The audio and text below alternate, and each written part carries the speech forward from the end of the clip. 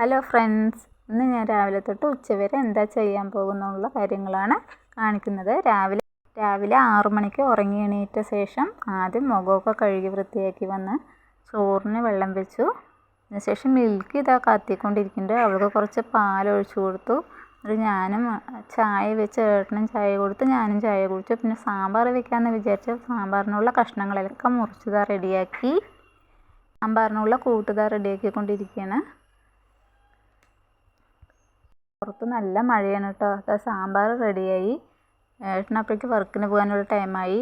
ഏട്ടന് ഭക്ഷണമൊക്കെ കഴിക്കാൻ കൊടുത്തു. അതൊന്നും വീഡിയോ എടുക്കാൻ പറ്റിയില്ല. ഏട്ടൻ ജോലിക്ക് പോവുകയാണ്.